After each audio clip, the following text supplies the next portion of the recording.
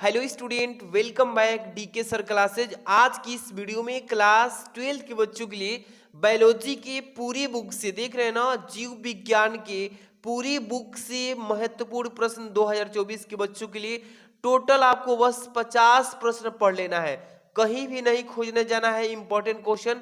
आज की इस वीडियो में टोटल आपको 50 प्रश्न बताएंगे पूरे बुक से, जो कि 2024 में आपको 70 में 70 लाने से कोई नहीं रोकेगा। तो आज की वीडियो काफी इंपॉर्टेंट है, काफी हार्ड वर्क के बाद इस क्वेश्चन को बनाया गया है, आप समझ सकते हैं। तो वीडियो को लाइक और चैनल पे नए हैं तो सब्सक्राइब करके बेल आइकन प्रेस कर लीजिएगा और इस वीडियो को शेयर कर दीजिएगा और अपना नोटबुक निकाल लीजिए। शॉर्ट नोटबुक एक बनाए होंगे, उसमें इसको नोट कर लीजिए, क्योंकि इसी में आप मिलाइएगा जब पेपर देकर आएंगे तो देखिएगा कितना क्वेश्चन फंसा है। सेम टू सेम सभी क्वेश्चन फंसेंगे, गारंटी बोल रहा हूँ 100%।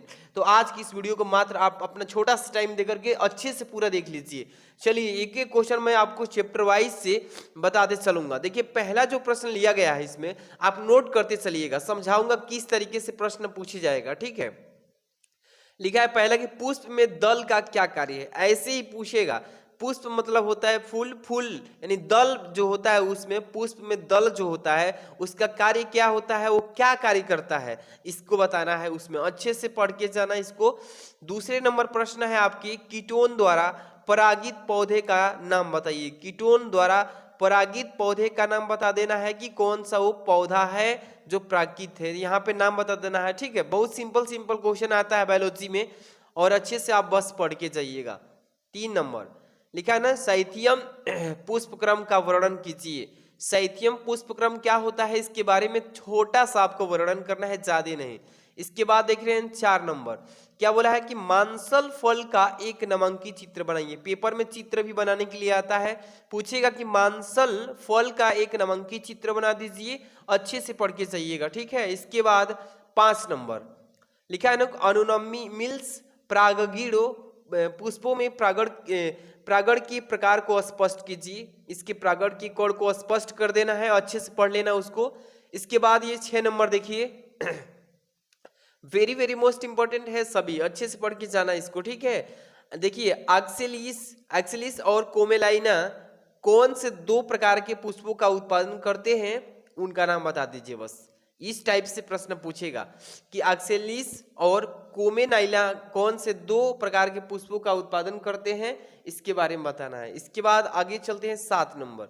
7 नंबर क्वेश्चन पूछा है कि स्त्री केसर यानी कि जयांग का नामांकित चित्र बनाकर समझाइए। तो स्त्री केसर कह सकते हैं उसी को जयांग, इसका केवल आपको फिगर बनाना है, ठीक है। इसके बाद देख रहे हैं ना 8 नंबर क्वेश्चन क्या है इस प्रश्न में कि आभासी फल एवं वास्तविक फल में अंतर बता दीजिए। कि आभासी फल किसे कहते हैं, वास्तविक फल किसे कहते हैं, दोनों का अंतर स्पष्ट कर देना है।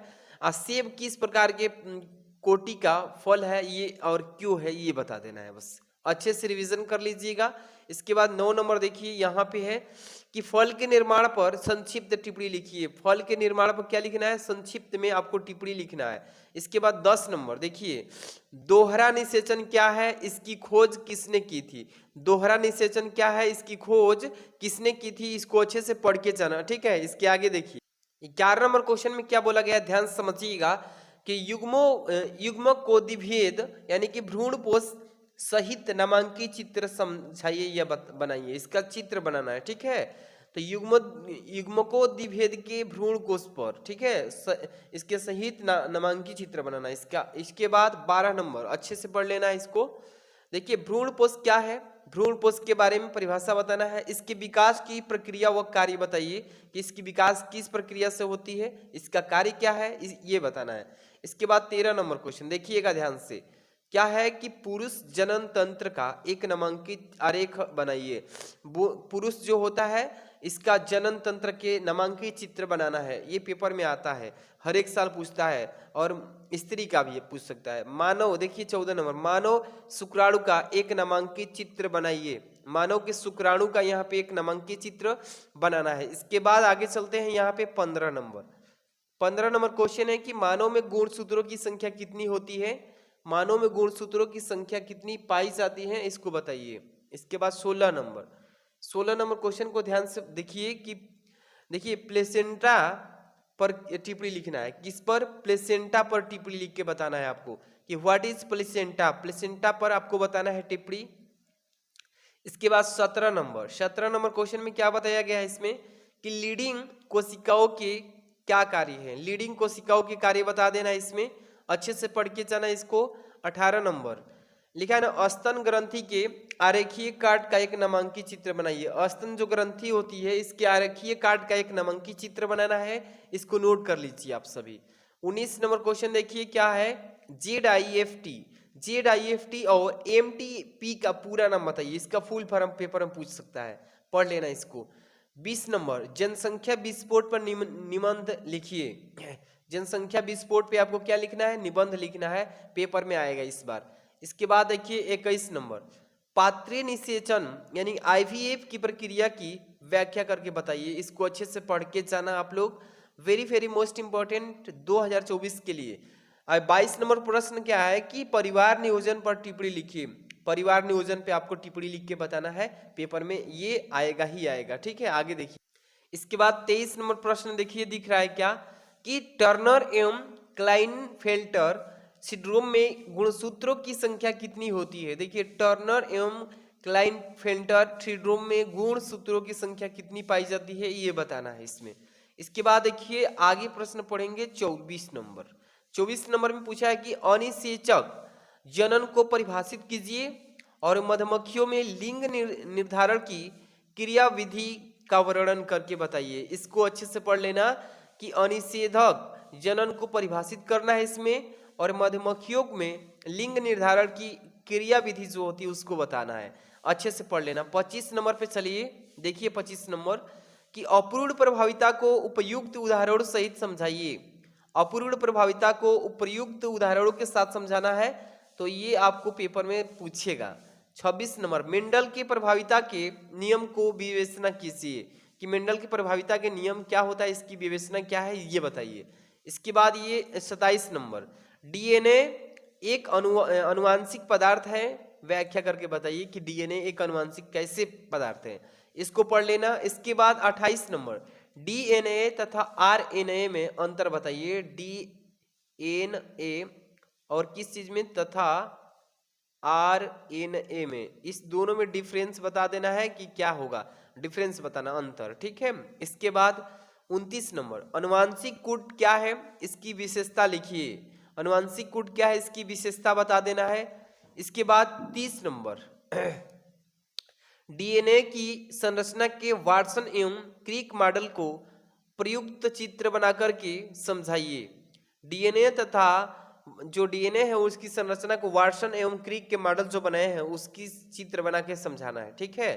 इसके बाद 31 नंबर देखिए प्रश्न क्या बोला गया इसमें कि सेंट्रल डोगमा पर टिप्पणी लिखिए। सेंट्रल डोगमा पर आपको टिप्पणी लिख के बताना है, पेपर में आएगा। इसके बाद 32 नंबर डार्विन के वो योगदान पर टिप्पणी लिखिए। डार्विन के योगदान क्या है उसके बारे में बताना है टिप्पणी के माध्यम से। 33 नंबर मानव स्वास्थ्य तथा रोग पर टिप्पणी लिखिए। मानव स्वास्थ्य तथा रोग पर टिप्पणी लिखना है, ये क्वेश्चन जो है वेरी वेरी मोस्ट इंपॉर्टेंट है। इसके बाद देखिए आगे अगला प्रश्न 34 नंबर दिख रहा है ना, क्या बोला है कि प्रतिरक्षा तंत्र से आप क्या समझते हैं, इसकी खोज करने वाले वैज्ञानिक का नाम बताइए। यानी प्रतिरक्षा तंत्र से आप क्या समझते हैं, इसकी खोज करने वाले वैज्ञानिक का नाम बता देना है, बस अच्छे से पढ़ के जाइएगा इसको। इसके बाद है 35 नंबर देख रहे हैं ना, 35 क्या बोला है कि उपार्जित और सहज यानी कि जन्मजात प्रतिरक्षा में भेद कीजिए और प्रत्येक के उदाहरण भी दीजिए। तो इसको अच्छे से पढ़ लेना है, वेरी वेरी मोस्ट इंपॉर्टेंट है। इसके बाद आप चलते हैं 36 पर। 36 नंबर क्वेश्चन क्या बोला है इसमें कि फाइलेरियसिस पर टिप्पणी लिखकर बताइए कि फाइलेरियसिस क्या है, इसके बारे में संक्षिप्त में टिप्पणी लिखना होता है, ठीक है, पढ़ लेना इसको। 37 नंबर प्रश्न पे आ चुके हैं कि मानव कल्याण में सूक्ष्म जीवों की भूमिका पर निबंध बताइए कि मानव कल्याण जो है कैसे होगा, सूक्ष्म जीवों की भूमिका पर निबंध बताना है, पढ़ लीजिएगा इसको। इसके बाद चलिए 39 नंबर बायोरिएक्टर पर संक्षिप्त में वर्णन कीजिए कि बायो जो रिएक्टर है इसका संक्षिप्त में वर्णन करके बताना है, पेपर में कैसे आएगा, अच्छे से पढ़ लेना। इसके बाद 39 नंबर प्लाजिज्म क्या है? प्लाजिज्म क्या है? यानी PBR 322 पर एक टिप्पणी लिखकर बताइए। इस प्रश्न को 100% पढ़ के जाना इस बार, ठीक है, ये पेपर में आने वाला है इस बार। इसके बाद देखिए 40 नंबर, कि जैव प्रौद्योगिकी के बारे में आप क्या समझते हैं, और जैव प्रौद्योगिकी के, देखिए जैव प्रौद्योगिकी के मानव शास्त्र के क्षेत्र में दो उपयोग भी बताइए। तो इसको अच्छे से आप रिवीजन कर लेना, बढ़िया से पढ़ लेना, नोट्स में लिखते जाइएगा पॉज कर करके। इसके बाद 41 नंबर, आरडीएनए तकनीकी पर एक निबंध लिखिए। आरडीएनए तकनीकी पर एक क्या करना है? निबंध लिख करके आपको बता देना है बस।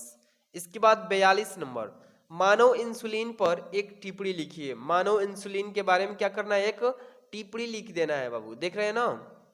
इसके बाद चलिए 43 नंबर, परजीवी यानी कि ट्रांसजेनिक जंतु क्या है और इसका उत्पादन क्यों किया जाता है? मानव के लिए इसकी उपयोगिता का संक्षेप में वर्णन कीजिए। बढ़िया से पढ़ लेना, 100% ये क्वेश्चन जितने बता रहा हूँ ये पेपर में ही आएंगे। इसके बाद 44 देखिए, 44 नंबर प्रश्न में बोला गया इसमें कि दलहनी पौधे की भूमिका की उर्वरा शक्ति बढ़ाने में भूमिका बताइए क्या है। तो इसको अच्छे से पढ़ लेना है कि दलहनी पौधे की भूमिका की उर्वरा शक्ति बढ़ाने में क्या भूमिका है, इसको पढ़ लेना। इसके बाद अगला है जो कि आप देख रहे हैं, ये मान लीजिए कि ये लास्ट वाला क्वेश्चन है, तो इसको मैं बता देता हूँ टिप्पणी कैसे पढ़ लेना है। निम्नलिखित पर टिप्पणी लिखिए। किस चीज पे लिखना है? परजीविता पर टिप्पणी पढ़ के जाना है। परजीविता पर पूछेगा टिप्पणी लिखने के लिए, सहजीवन पर भी पूछेगा, सहभोजिता पर पढ़ लेना। इसके बाद अंतर जातीय परजीविता, इस 4 टॉपिक को अच्छे से पढ़ लेना जिस पे टिप्पणी लिखने के लिए आएगा। इसके बाद 44 के बाद यहाँ पे 45 देखिए, ये आगे 45 नंबर कि उपर्युक्त आरेख की सहायता से संभार तंत्र समष्टि वृद्धि वक्र का वर्णन कीजिए।